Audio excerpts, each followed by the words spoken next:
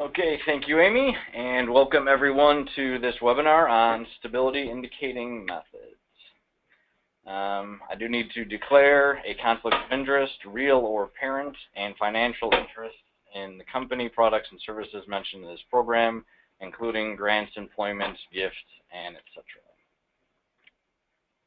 As Amy stated, this webinar will get you 1 contact hour. Okay, so for objectives, the participants should be able to define what a stability indicating method is, explain how a stability indicating method is different than a release or just a potency method, and have a good overview of the process for developing and validating a stability indicating method.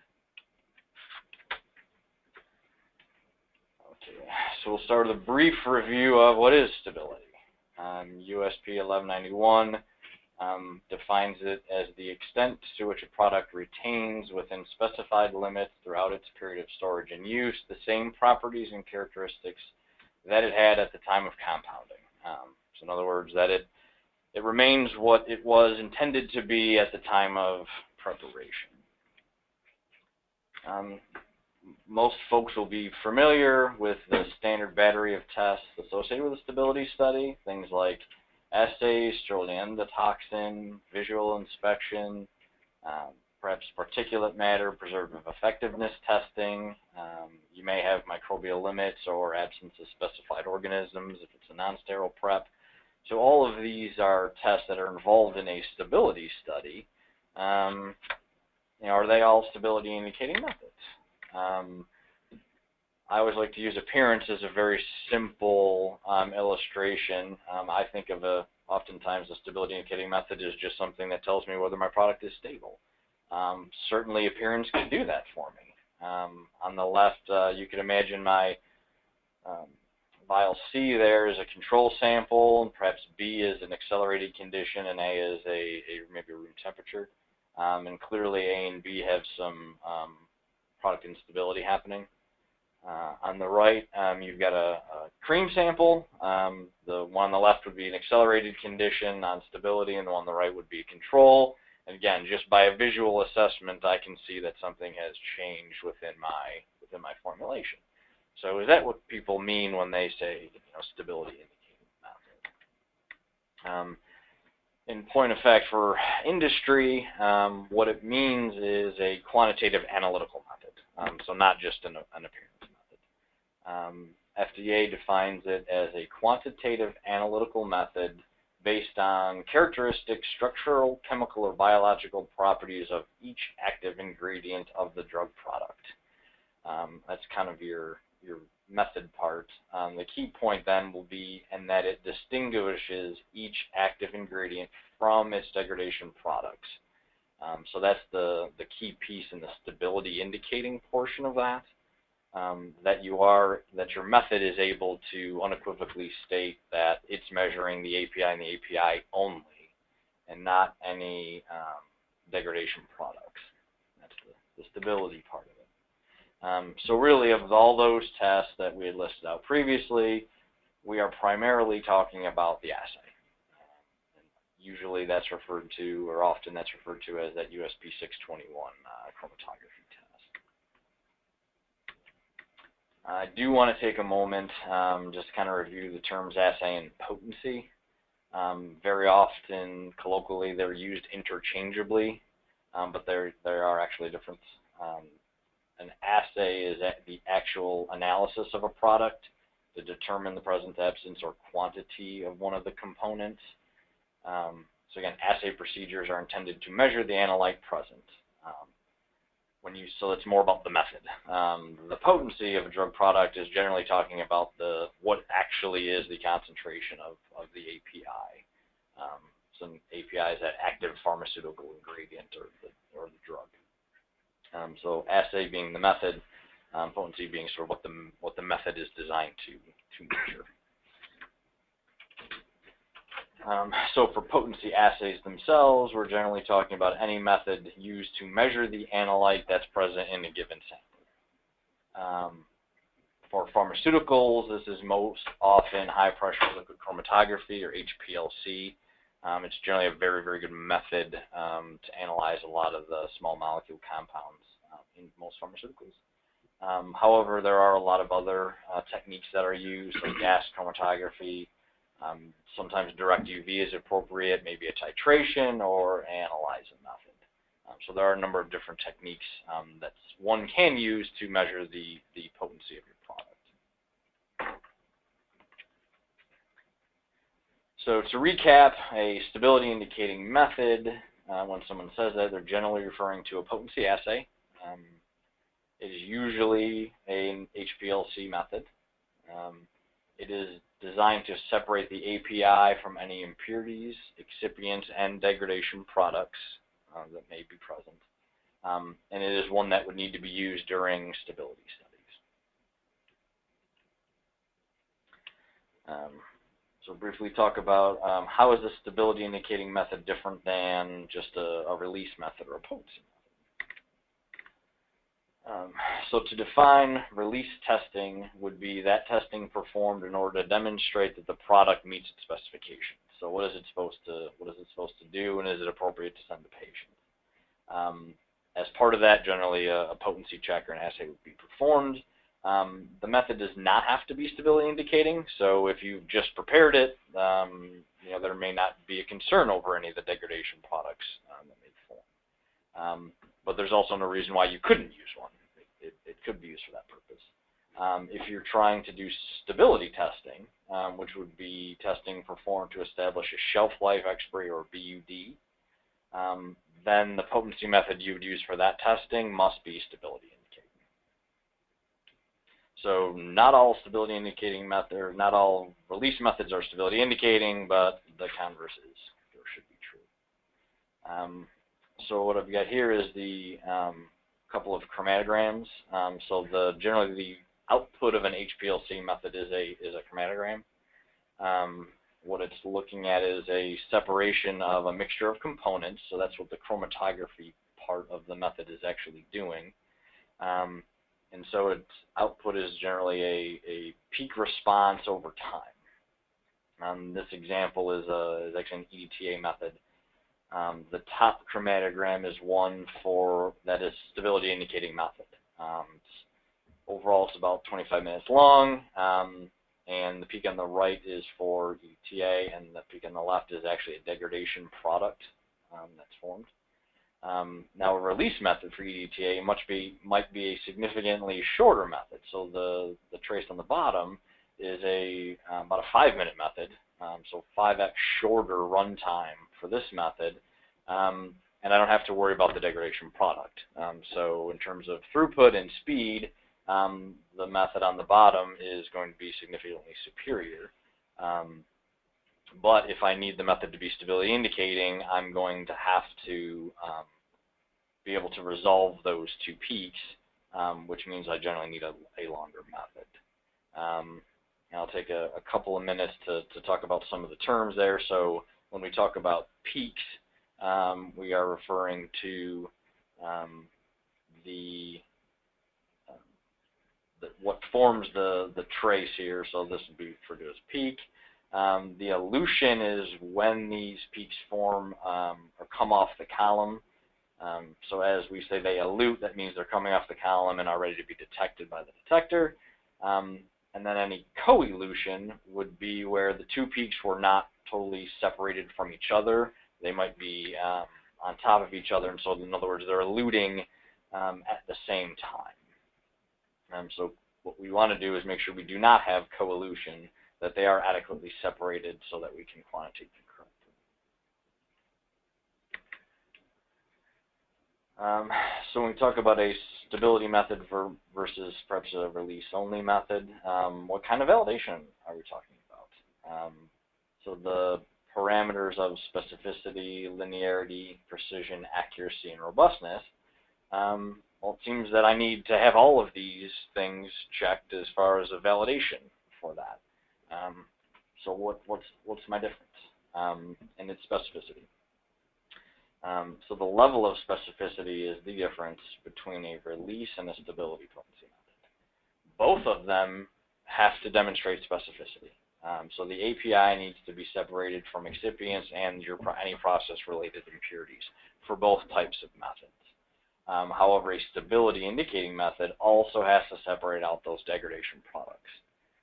Those degradants may be from the API itself, or they may be things that form from some of the excipients or the placebo-related items. That's the main difference in terms of specificity. What components need to be separated from that API so the method is specific to the API only. And for our stability indicating methods, you've definitely got to get those degradations products separated out. I've included a few references.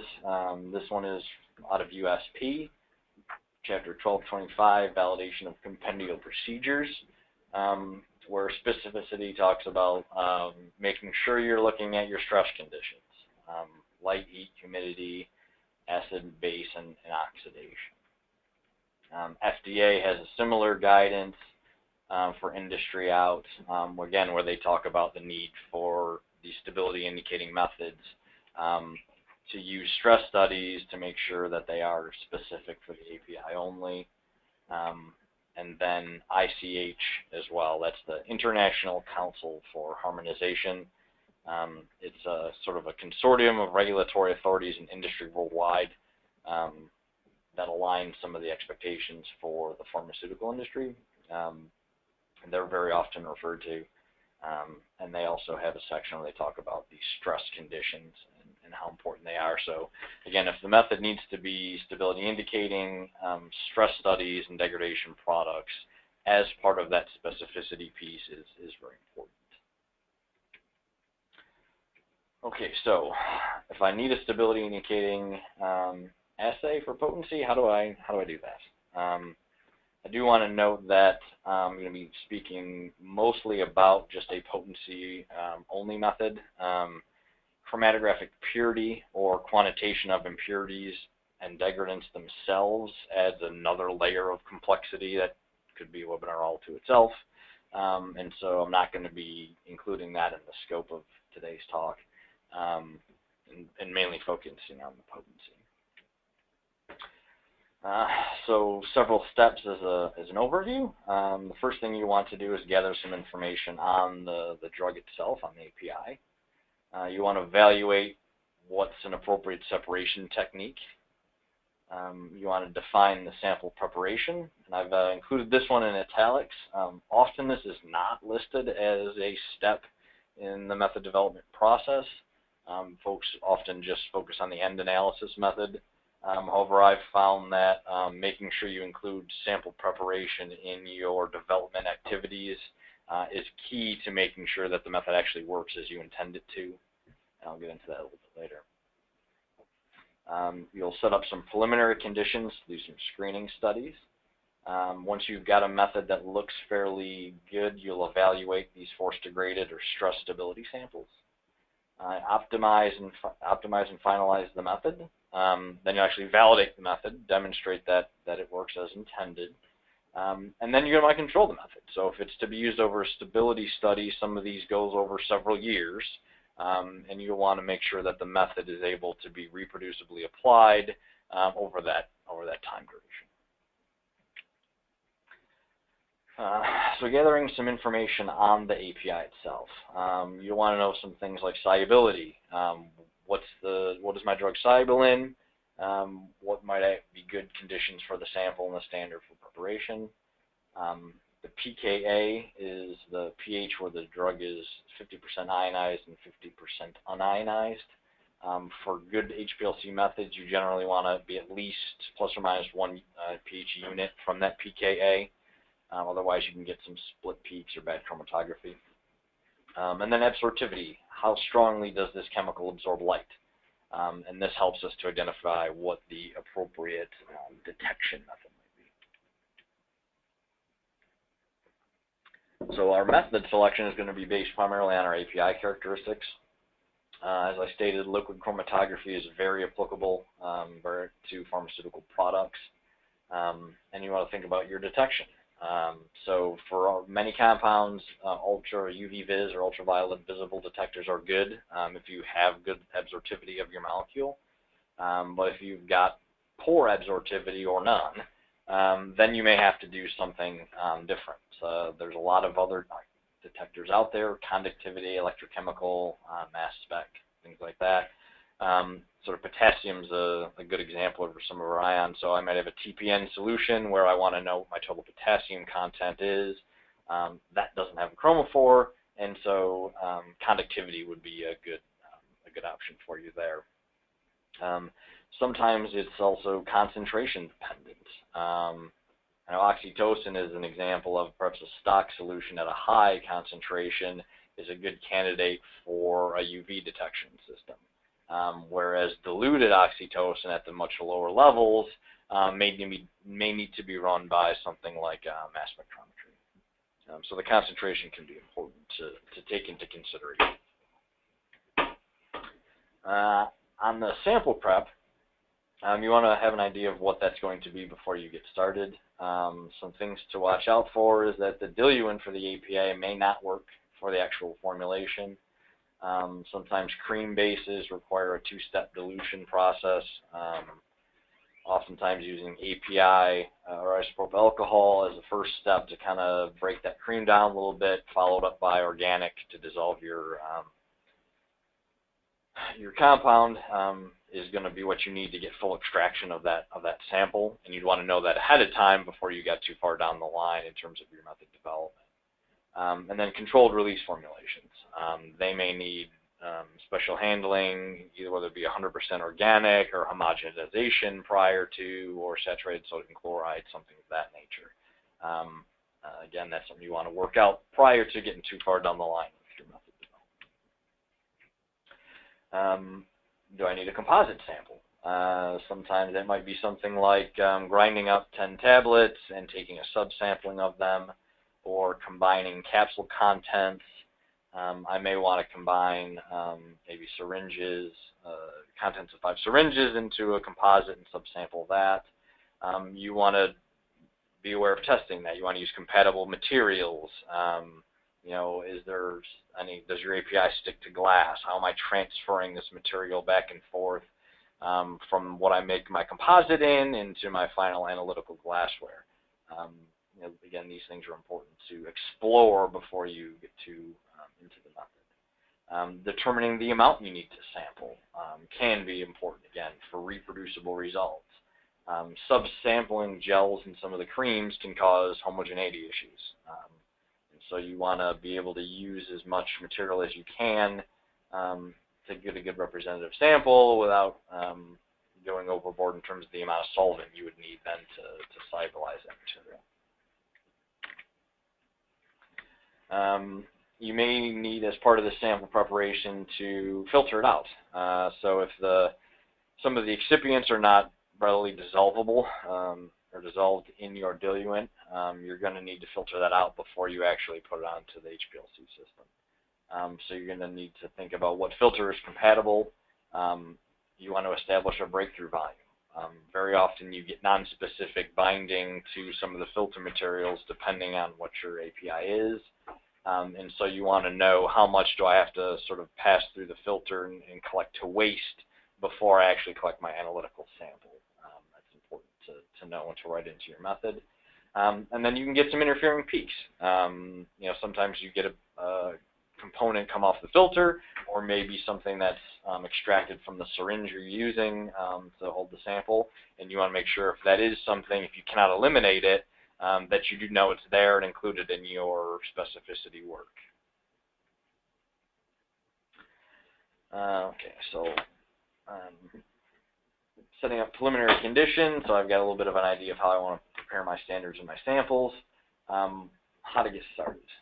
So the USP, United States Pharmacopoeia, may have some established monographs that you can use. You may do a literature search. There may be some things that are published in academia for methods around your API that you can use to start. If there is nothing out there, you can't find anything, sort of orthogonal columns and mobile phases can be screened to get an idea, and I've got a generic method in a subsequent slide.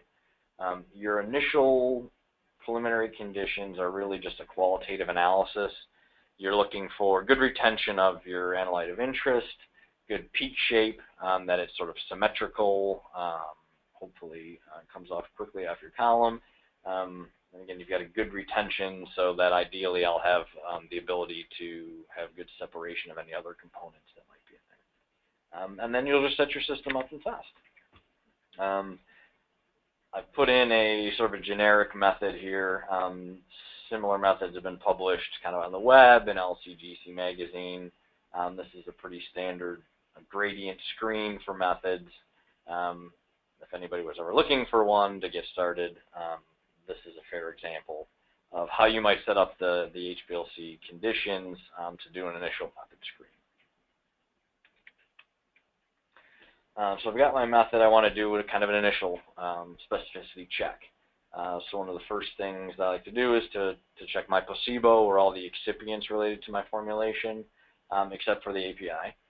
Make sure that there are no interfering peaks or anything in there that I need to worry about. And then look at process-related impurities. Often you can obtain these from USP or other chemical vendors. And I do need to note that sometimes there can be a significant number of them depending on the API, and some of them are fairly expensive. So formulation interference, this is a trace of actually the USP paraben method. The black trace would be my standard. I've got methyl, ethyl, propyl, and butyl paraben, or my 4 peaks. And the blue trace is actually my formulation placebo. So this is, again, a good starting point. And you can notice that right away I have interference from my blue trace or my formulation with the first 2 peaks. So my methyl, my ethyl paraben have interferences. And so, for instance, here and here, you can see this peak on the right. If I had just injected my formulation, I may notice that I've got another peak that's fairly close to the API of interest. However, this particular component might be buried completely underneath, and I may not actually see that if I had just injected my formulation and looked at it by itself and didn't have my placebo without any of the APIs. So that's a good thing to note. As I was putting the slide together, my original intention was just to talk about co-elution and what kinds of things we're looking for in terms of interference.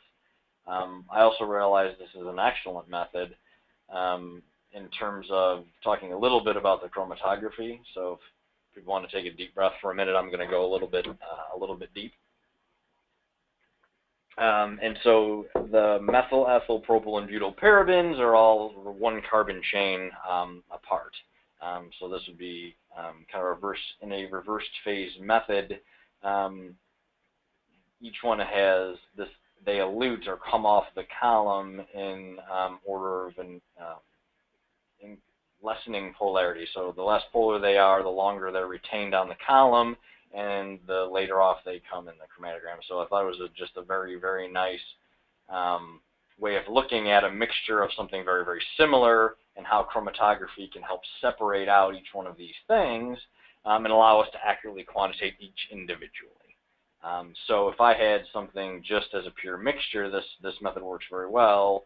Unfortunately, in this case, the method had some interfering peaks, or excuse me, the formulation had some interfering peaks, and this method actually had to be modified in order to accurately quantitate these components in that formulation. So okay, I've looked at my placebo. What about my process-related impurities? Like I mentioned that a lot of times you can purchase them from USP. In the case of L-prostadil, the L-prostadil itself and then 2 related compounds, you could be looking at almost $6,000 in standards. So it is important to look at these things, but you do need to consider that it can be costly to do some of this work. One of the ways that you may be able to save some money is getting a resolution mix. So again, often USP has some established standards out there that are used for their monograph method that you can use. This is an example of the USP palipyridone resolution mix. The palipyridone is the molecule in the center, and these other 4 components are included in this resolution mixture. I don't know, I haven't looked into the actual synthesis of this molecule, but based on the structure, one would imagine that the ones on the right and left are starting materials. And so they certainly could be non-consumed reactants in the product and still be out there as analytes in my mixture or my API. And so I'd want to make sure I knew where they eluded and didn't interfere. The one on the bottom left is a very likely degradation product, be an oxidation reaction. That might be good for me to know, especially if I'm trying to establish a stability indicating method. And the one on the right may just be a process-related impurity in terms of maybe a byproduct of that synthesis that would be there in my API. Again, very closely related structurally, so that may be a difficulty in terms of the separation that I was trying to achieve. So this would be something that would be all packaged together very nicely for a method developer. Purchase a single standard and get a lot of information about the method that they were trying to develop. Okay, so the next step, if I have a good method, I've been able to separate out any placebo components, maybe anything off of the filter, from sample prep, and any process-related impurities. Everything looks good. The next step would be moved to force degradation and stress studies. The intent here is to actually break down the formulation in the API, so to stress it. How could it potentially break down to demonstrate that that method is capable of separating out those components? You want to perform this on the formulation itself and the excipients. It's nice to do the excipients, that way when you run them, you know where the API is in your chromatogram, and it's very easy to do a visual check to confirm that there are no placebo-related peaks interfering. The conditions you're going to use, again, are acidic and basic. You're going to want to use an oxidative stress, heat and humidity, and light. Again, it is important to run these stress studies. I've provided a few instances of 43s that I pulled off of the internet, where FDA has cited firms for not having these done. I've added some of the emphasis. Your firm could not provide force degradation data to support the suitability of this method for stability testing.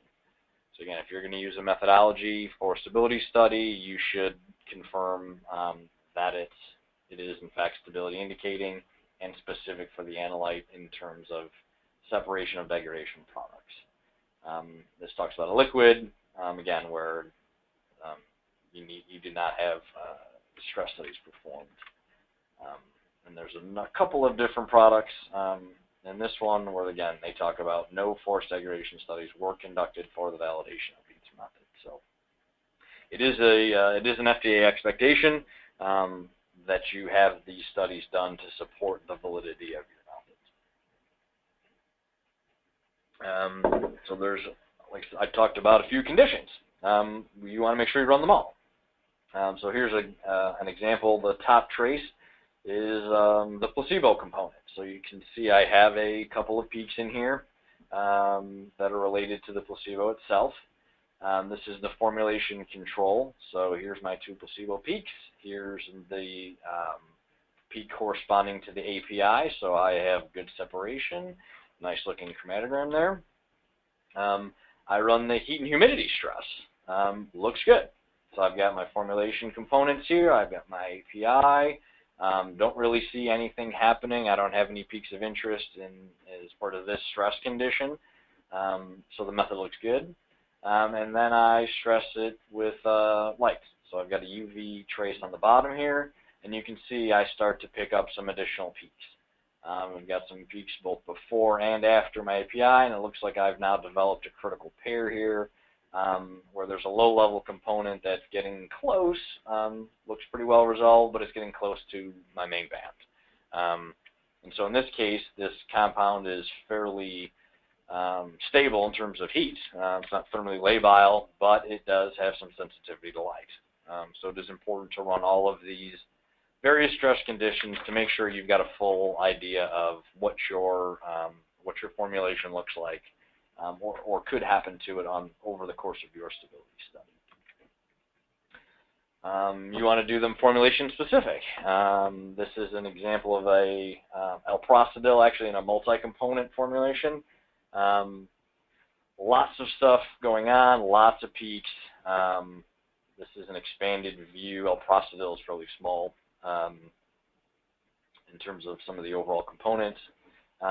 You can imagine that a method that might be a little shorter for L-procidil by itself would not be a good method for this combination formulation with all of the various components that are in it. So make sure that, maybe if you're trying to apply a different method or a method on one formulation to another, that you make sure that you're really taking a look at the current formulation to make sure that it actually is going to work. So force degradation, generally you want to target 10% degradation of the API when you do this. Rule of thumb, anywhere between 5 and 20%. You should be careful not to overstress. If you degraded it over that 20%, you can get into secondary breakdown products and unrealistic scenarios. So you may be trying to separate out a couple of components that would actually never be seen in your actual stability study. The opposite is also true. You may form a product that is in fact something that interferes with your API, and then because you overstressed it, you broke that down into something else, and you think you've got a good method. Then when you run your stability study, you find out you've got an interference and you can't figure out why. So it is a good practice to try to keep yourself around that 10% mark if you can.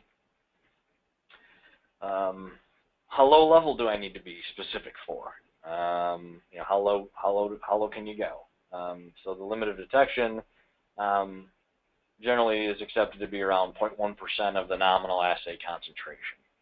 So I've listed a couple of instances from the FDA's reviewer guide on validation. USB has some general notices regarding where they consider degradants to start to be an issue, and then ICH guidelines on impurities in new drug products. Kind of where they start to think it's important to track degradants is also a pretty fair spot to limit your specificity. This is an example from a paper where they had listed injected some varying levels onto their method. So you can imagine the bottom trace, maybe as a lower concentration, I really don't see any peaks. I can't visualize anything, even though I know I did put some of the components onto the system. The middle trace is probably right around your limit of detection. I can see these two peaks, but they're pretty small. This is probably as low as you would decide you need to be in terms of actually stating, yeah, that's a real peak. These two are much better. They're probably close to actually being able to quantitate off of. But you're going to want to set up your method when you run specificity to demonstrate that you can see down to this 0.1%, to this very low level, to prove that you've got the separation that you need. Identifying the main degradation products. So from each stress condition, so your acid, your base, oxidative, thermal, etc., if you have some major degradation products or a couple of main peaks, it's good to know where they are, kind of list them out in terms of the relative retention to your API. This can be beneficial if one of these does show up during your stability study. You might have an idea of where it came from. This can help troubleshooting the storage conditions or the formulation. If you start to see failures, you may know why. So if you're running a room temperature study and you start to see a degradation of your API, the potency dropping, and maybe this peak shows up in the chromatography, and you say, hey, that's the same peak I saw in my thermal stress, then maybe room temperature is not acceptable. You may need to refrigerate that product. So having some information about that is a good thing. You want to target separation from the API with a resolution of about 2 during development. 1.5 is acceptable in terms of getting a quantitation. But generally, this is when your column is your newest and is kind of your ideal setup. So if you can target 2, it gives you some room if your method changes a little bit over time. So it's kind of a good practice. So once I have good separation, I think everything looks good. I've evaluated all of my stress conditions. One of the last things you want to do is a peak purity check. You want to verify that the API itself peak is pure and there are no co-eluting peaks. Again, it starts off with a visual assessment, looking for any interferences, any peak shoulders, or anything like that. And then usually you want to use a diode array detector. Most software systems have an algorithm, what they call peak purity, that you can use to scan over that peak and make sure that there isn't anything else underneath it or co-eluting with it. You can also use mass spec if your method is mass spec compatible. That's a very, very good way of confirming that you get specificity. So when I say visual assessment, this is probably my high-level look at the chromatogram. I'm going to want to blow it up, look at the baseline. Again, this looks very clean. I don't see any interfering peaks. It's associated with it. It's very symmetrical. I don't see any shoulders. This would look like a very good method for that. What might co-elution look like? So if this was my analyte of interest, if this is the API I was trying to do, you can see I've got a peak that's co-eluting here. Probably don't have a resolution of 1.5. It might be difficult to integrate this peak accurately, and so I've got something sort of clearly co-eluting with this peak. When I talk about a peak shoulder, if this was the analyte of interest over here, well, I've got something going on here. Might be a little bit hard to tell whether that's a true peak or just perhaps something to do with the visualization of it. But that's usually what we call a peak shoulder. While it's not very well resolved, it does appear that there are actually 2 components that are making up this small peak over here. So if you saw something like that, you would probably want to do some more evaluation to make sure that you really did have good specificity, if that was the peak corresponding to your API. So if I've done all that and everything looks good, now I want to go ahead and validate the method. And so we talked quite a bit about the specificity piece, and then you're going to want to walk through the rest of them. Some of them require the actual formulation or the formulation components. Some of them can just be done on the API itself. Just depends on which validation component you're talking about. So on the specificity that we've been reviewing, again, that's the ability to assess unequivocally the analyte in the presence of any of these other components. So you want to make sure it is, again, specific for your actual formulation. This is often listed as development, or excuse me, as under the validation kind of parameters, but it really is part of the development. You may think you have a good method and then run some stress samples and find out you don't, have to go back and tweak. So specificity is really part of your method development. If you're in validation and you fail it, clearly you have to go back to the starting gate. Again, you want to set your resolution greater than 1.5. But again, I recommend you target 2 during development if you can. Again, that's kind of the example that we had gone over. I have a significant number of components here in this chromatogram, but the L-procetyl peak of interest is well separated from everything, and it looks like it's in good shape. The other validation component is linearity.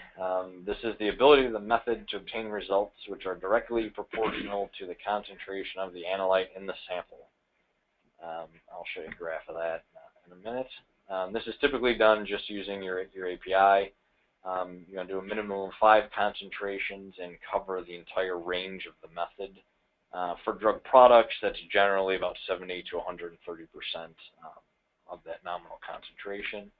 And usually you'll end up with a graph that looks a little bit like this, where again I have my concentration across my x-axis and my detector response, or peak area, on the y-axis. And again, you can see that as I change the concentration and put onto my system, I have a nice linear response with the peak area. So I can accurately quantitate this API anywhere in this range using this method. Precision is the closest of an agreement between these measurements. There's two types, or two ways of looking at precision itself. Ideally, again, use an authentic sample. But depending on which portion you're doing, you may want to do an artificially prepared sample that you actually create in the lab, but there can be some advantages there. Precision is generally repeatability and intermediate precision. They've also historically been known as intra-assay precision or ruggedness. For repeatability, you're going to want to do 9 determinations covering the range. Often that's 3 concentrations times 3 replicates. Or another approach is to do 6 determinations just at your 100% condition. The intermediate precision looks at the method under different conditions. So you want to be able to evaluate, can a different analyst on a different day run this method and get a similar result? Are there any differences between instruments or columns that I may have? If you're, when you're evaluating the columns, try to get a different lot of packing material. So work with your vendor. That can be important in terms of the separation. So that's kind of a key, not that just a different column, but actually a different batch of the stationary phase. The accuracy is talking about the closest in agreement between the true value and the actual experimentally determined value. So typically these are performed by putting in known amounts of your API into your formulation or your formulation components or your placebo, and then determining whether or not you're able to actually experimentally determine the same theoretical value that you put in. This is very similar to linearity. You're going to want to do 9 determinations, 3 concentrations times 3 replicates, and again, cover the entire range that you want to use the method in. Robustness talks about getting the same results from your method regardless of some small variations in the method parameters. This is things like stability of solutions, pH of your mobile phase, organic concentration, your composition of the mobile phase, temperature and flow rate, things like that you'd actually dial into the method itself. Small changes to these things shouldn't impact your method. You'll want to be able to demonstrate that that's true. This is also one of those things that's often listed under validation, but is really part of development method control. You wouldn't necessarily fail a robustness if, let's say, I couldn't adjust the temperature down a few degrees. Maybe I lose resolution of some components. I can just write that into the method that you shouldn't do that, or that's could cause you a problem. When you do robustness testing, again, ideally we talked about using the formulation itself, but you may have a critical pair in your separation that's maybe one of your stress samples. This is that EDTA sample again. With my degradant, well, if I knew this is kind of my key pair here of peaks, as I vary these method parameters, I may want to inject this sample. I may want to prove that this sample is able to maintain the resolution as I walk through some of these changes. So it may be the formulation you use. It may actually you may actually want to add in one of your stress samples if that is sort of your worst case scenario. I do want to briefly mention bracketing and matrixing. So your product families, if you will, can usually be covered in one validation scheme. So this might be things like I have an API that I formulate in water and normal saline. Or I've got a preservative-free formulation and then one where I add benzyl alcohol as a preservative. You know, it is possible to use the kind of a worst-case formulation during development validation and have that one method and validation scheme cover all of the formulations in your product family. You do want to do some considerations. So again, if you've got different nominal concentrations because of that, the range should cover everything. So 70% of the lowest concentration to 130% of the highest. But you're going to want to be very careful here. You're going to want to consider all the different aspects of the dilution scheme. I may have one product at a stock concentration, perhaps, that I dilute 1 to 50 before I inject it. Maybe I've got the actual formulation that's injected neat with no dilution. Those may be very, very different viscosities or things like this. When you inject it on the system, you may want to include that as part of your validation work to prove that does not impact your separation. Things like pH changes from the formulation can impact chromatography again. So how much you dilute it or how you handle these samples should all be rolled into the validation scheme that you do if you are going to try to bracket or matrix things. And be ready to justify your approach. Anytime we say I'm going to maybe test the high and the low, and that's going to cover all of the middle formulations, be ready for a regulator to ask you why you think that's okay. That should all be written down ahead of time and evaluated, and again, be based on very good science. So I've got my method. All my validation looks good. Kind of the last stage is controlling your method. It should be written down and approved. Any changes should be governed by a change control process. You're going to want to establish a link between your formulations that you've now validated, especially if you've done sort of a product family, and the written method that you've got, so you know you're always using the correct method for the formulation you have. And then control the method with some system suitability parameters. System suitability tests are those to verify that the resolution and reproducibility of your method are adequate. Some of these things are relative standard deviation of several injections of your standard, the resolution, tailing, plate count, things like this. Resolution is a big one, especially for stability indicating methods. This is oftentimes one of the big things that you want to make sure is okay. So how might I get that? We had shown before, there's commercially available products from USP and Sigma, or you can actually create it in the laboratory. Here's our USP polypyridone mix. If I know one of these components is one of my critical pairs, I might use this in my method every time I run it to make sure that I've got the right separation. This is an example of the USP monograph for Doxycycline Hyclate, where you actually create the resolution mixture yourself. USP has a nice write-up on how to prepare that sample, so you're actually sort of essentially degrading the doxycycline into a couple of components, and then using that to demonstrate your resolution. So here's a kind of an example chromatogram of that. Here's my doxycycline, and then here are two of these degradation products that I create each time I run the method to demonstrate that I've got good resolution in my setup. We want to be careful about any changes now to the formulation, whether that be real material, adding different components, even changing an API vendor. All those things should be assessed for impacts to the validity of the method. And I mentioned APIs, so different synthetic routes for different API vendors sometimes impact those process-related impurities. Process differences. A filter sterilization versus an autoclave may result in different peaks that you can pick up in this chromatography. That can actually cause a problem. Different excipient manufacturers sometimes have interfering compounds. Excipients are not generally controlled as well as APIs are. So if you swap out excipient manufacturers, that may cause you a problem.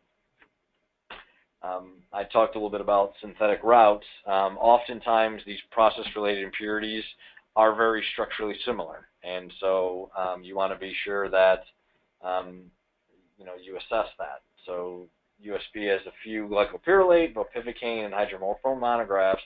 All have different impurity tests based on these expected impurities or these routes. So as an example, glycopyrrolate, route 1, I have 3 different expected impurities listed, and whereas in route 2 I have many more. Some are actually common, but if I developed a method for route 1 impurities, I'm not sure that these 2 down here on route 2, if my method works. That could cause a problem down the line, so paying attention to that, again, is important. So as a recap, gather information on your API, take a little time to figure out what is the best way to do this separation and detect my molecule. Look at your sample prep. A lot of times method problems are all related to sample prep, not the actual chromatography. So keep that in mind in your development. Set up your preliminary conditions, look at force degraded samples, validate your method, and then control it. Again, you may be using this for a number of years, and you want to make sure it works through all of them. So proper method control is as important as developing it correctly the first time. So hopefully, at this point, we can all define what a stability indicating method is, talk a little bit about what's different between a potency only or release method and an actual stability indicating method, and have a good overview for what it entails, all the work behind getting a single assay value. So I appreciate everybody's time. Hopefully this was informative for you, and I will pass it back to Amy for some closing remarks. Thanks, Vince. This is an evaluation web link that was also included in your handout. This evaluation link will need to be completed in order to receive CE credit. I'll also send that out following the webinar again, so you'll have that in your inbox. And then we also wanted to share a little bit of information with you regards to the Quality Compounding Summit.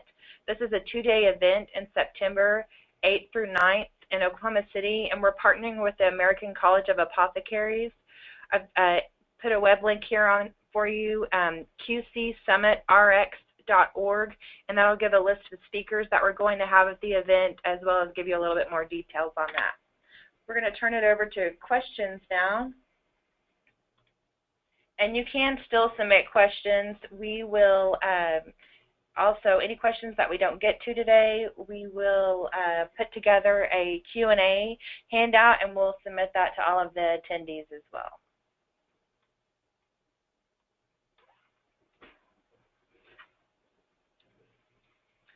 All right.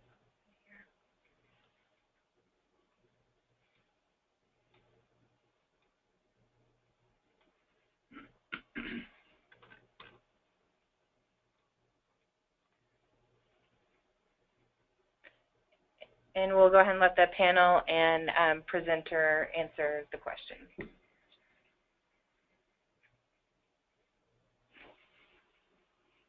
Okay, so one of the questions is, what does the resolution of 2 mean for HPLC? So there's an actual calculation if you look in USP on how to do that.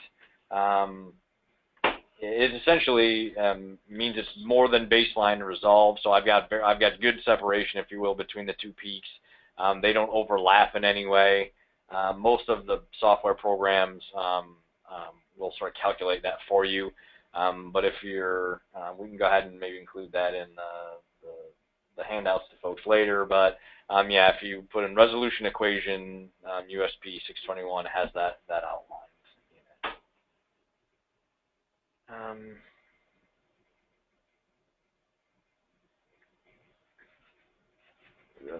So another question, how is oxidative stress performed?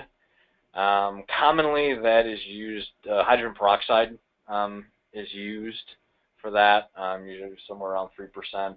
There are also some auto-oxidators like ACVA that can look at free radical initiation in terms of oxidation, but hydrogen peroxide is the most common way to perform the oxidative degradation.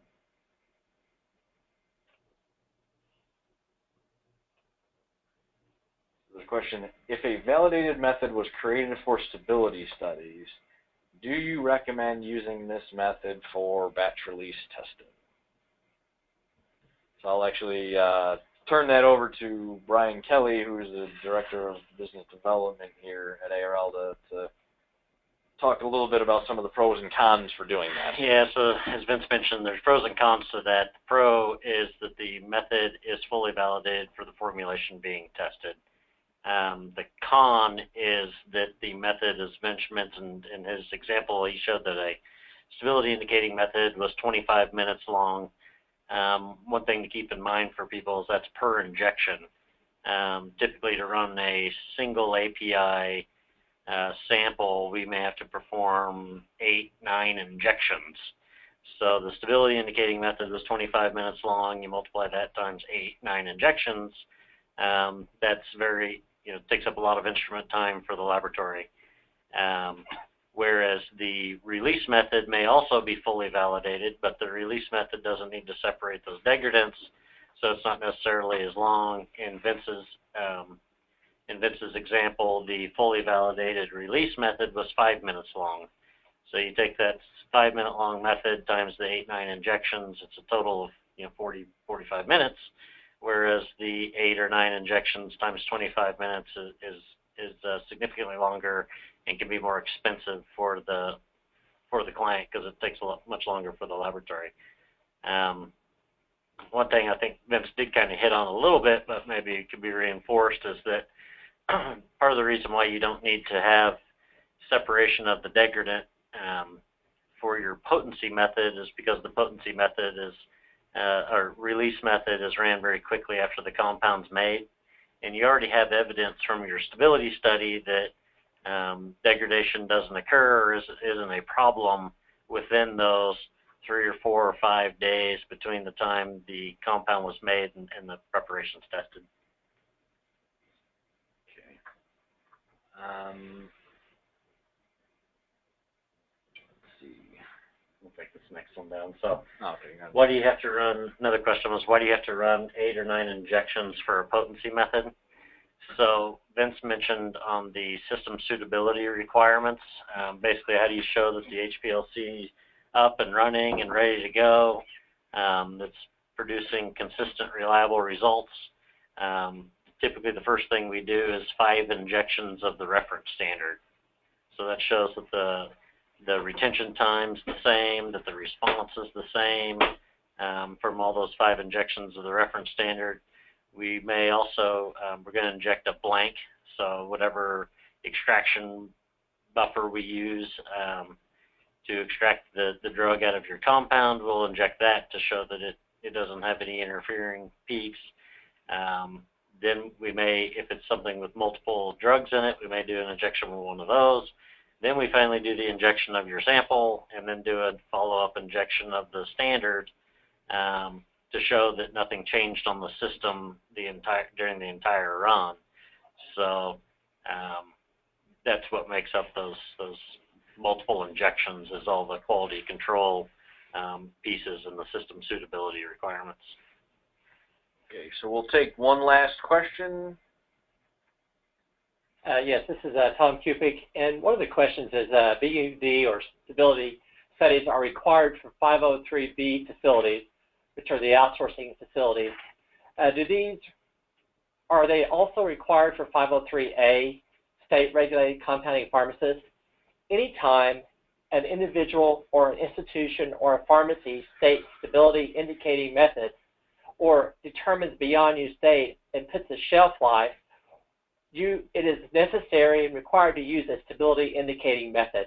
So 503A, if they're establishing beyond use date or shelf life, it would require a stability indicating method to be utilized when determining the beyond use date or shelf life, just as a 503B. Thank you for your time today. We have several questions that we did not get to, and we will include those in a Q&A handout and send those out here in the next week or so. We will also send out the recording link, so if you or your colleagues would like to review this presentation again, we'll have that available as well. Thank you very much, and have a great day.